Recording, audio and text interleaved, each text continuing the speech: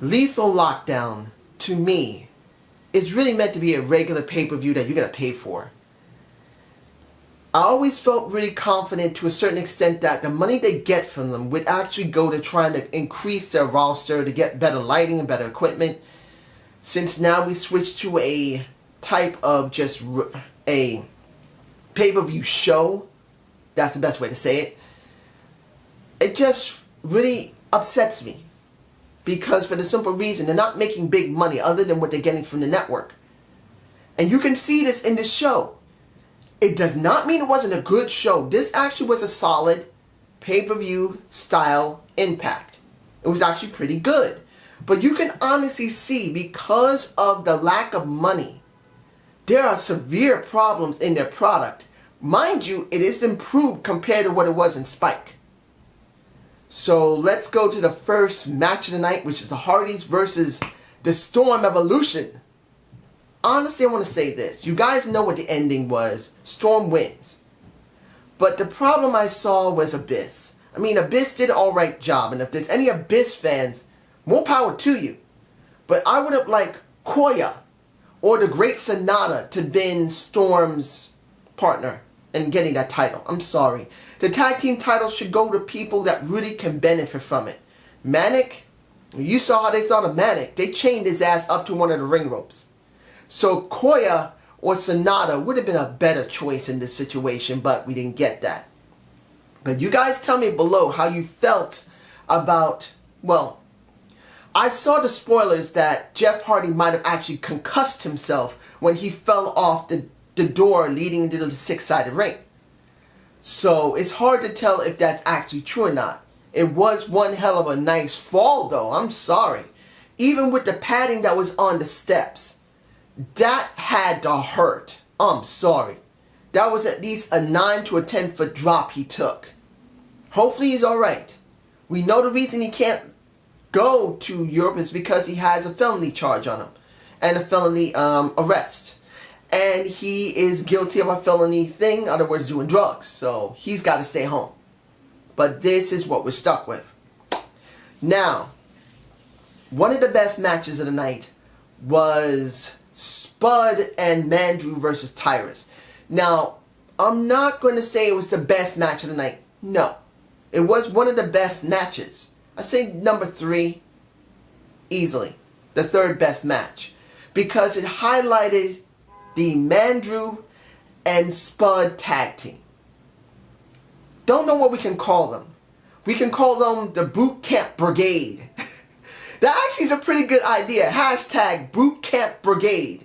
Because you got Boot Camp winner number 1 and Boot Camp winner number 2 from 2 different boot camps together, working together to try and go for a common goal, which is destroy EC3 and Tyrus. And I got this to say about Tyrus. Seeing him looking no better than the Funkasaurus, look, he's not a great actor.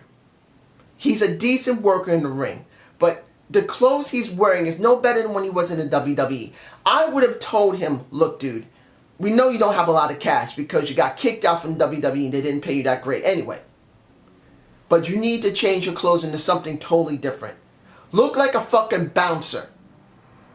Look like kind of what you did when you were working with Snoop Dogg and everybody else as a personal bodyguard. You just look terrible. Honestly, if he looked like Dean Ambrose, coming in with some jeans and a jacket or something would actually make him look more menacing. And get rid of that fucking beard, man. I'm not against beards. I can't grow one. I just never could grow a beard. But in his case, he looks like he's fucking Amish.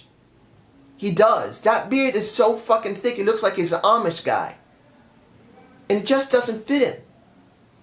So I would hope they would tell him to change his attire before they try and kick him out. Because the way things are, people don't really care about him, so they may just get rid of him. And we need more people on the roster, even if he's not great. The second best match of the night for me was Robert Roode, or Bobby. Sorry, I'm about to say Robbie E. I'm talking about Robbie E. and Brooke in a minute. But Robert Roode versus Eli was, I think, the second best match of the night. They told a very decent story. People were screaming for blood. They got the blood from Eli. Eli and Robbie Bobby, whatever you want to call him, did a good job in the ring, and I felt it was the second best match of the night.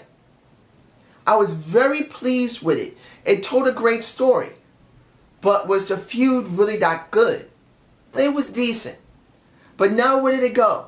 I don't think they're gonna let go of Eli and Rob and Rude yet. About to say Bobby, I don't know why. Actually, it is, but you get my point. Where did it go with Rude? What about Eli? Is he going to join the Beatdown Clan? I hope he does not, because it's better he doesn't join it. It's better that he just stays outside it. But who knows? Now, a in-ring segment with the Beatdown Clan and the MVP was actually pretty good.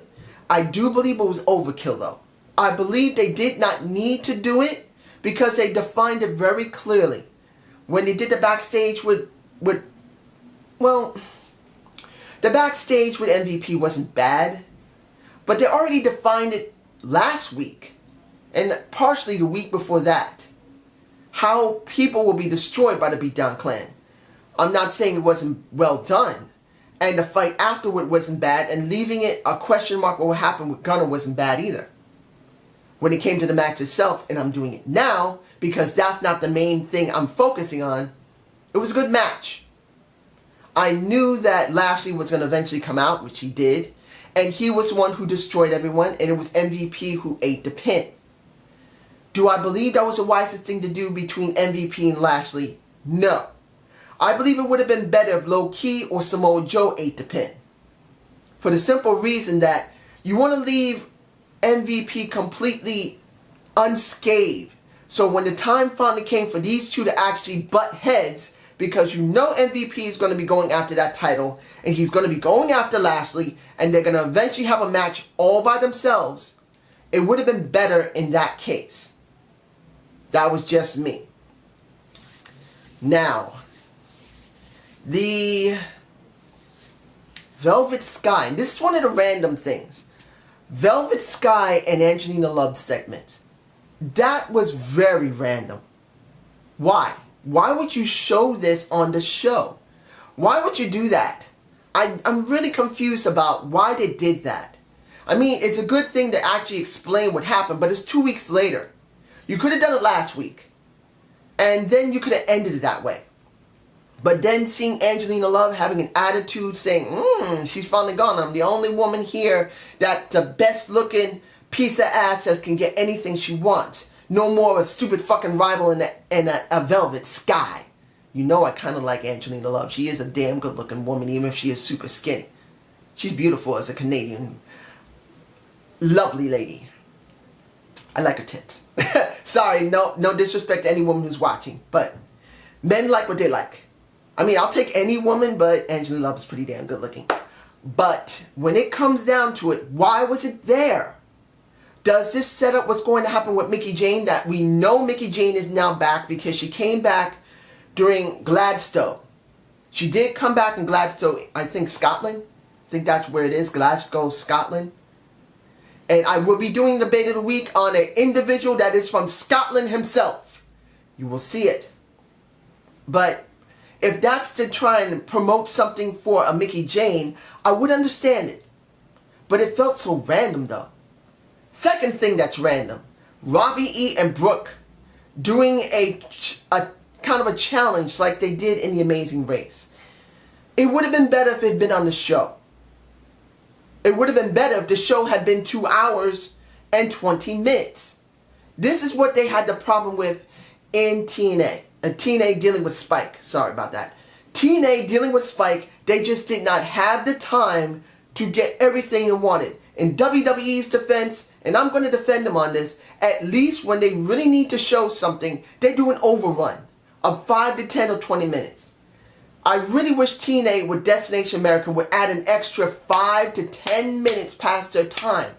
Once in a while. It doesn't have to be every single time like WWE doing it every fucking night in Raw. That is so fucking stupid. It feels so stupid. You're not doing 3 hours. You're almost doing 3.5 to 4 hours of a show, not counting the pre-show, which makes it 4 hours or more. You go too far with it, and it doesn't just feel common, it feels redundant. You don't know how to focus on your work. With TNA, if they did it, I really believe it would be better. Give an extra 10 or 20 minutes once in a while, maybe once every 2 or 3 months. Make it special. But it felt really random because they didn't show it in the beginning of the show. Maybe they showed it on YouTube, but they didn't show it before the show. And it just felt empty. Now, the match that I want to focus on, that was the match of the night for me. But I was not happy about the ending. And I'm sure you're going to say, what? It's just me. Doesn't mean it has to be everybody else. Awesome Kong versus Havoc. It was the best match of the night. Hearing the crowd scream better than Divas was wonderful. It was. It was so good to see it. So good to hear that you got two really good wrestlers in the Awesome Kong and the Havoc who had somewhat of a decent build, trying to say who is the most dominant woman in wrestling right now. The fight outside the ring was very good. It actually made me happy to see that, because it didn't just jump straight into the ring willy-nilly and just went to town. They actually fought outside. And this made me think of another match that was done in the six-sided ring, in the six sides of steel. And that was Mickie Jane versus Tyra. That was the best match I've ever seen with any women's. That's just me. I've never seen women in a cage. And when it came to Mickie Jane and Tyra, it was wonderful. I loved it. No, not Tyra. Tara. Sorry, I said Tyra. Am I thinking Tyra Banks? Tara. My mistake, ladies and gentlemen. I loved it that Tara and Mickie Jane was in that ring. And when you see Awesome Kong and you see Havoc, you can obviously see they got some good chemistry. It was so good. They got up from their moves. They literally went nose to nose, breast to breast. Not being sexist. That's what they did. They went breast to breast, nose to nose. Neither one giving in. But this is where I felt was the problem with that match. Awesome Kong won. And I did love it. But I felt that it really did a disservice to Havoc in the sense that Havoc was supposed to get a rematch from Terrence Terrell now. But when you see this, you wonder, why should it be Havoc? It should just be Awesome Kong. Awesome Kong should go after Terrell now. And I felt that the feud between both Kong and Havoc should not end yet. It should have been a stalemate. Something should have happened that knocked both the women out, so neither one could continue. And that would have been better.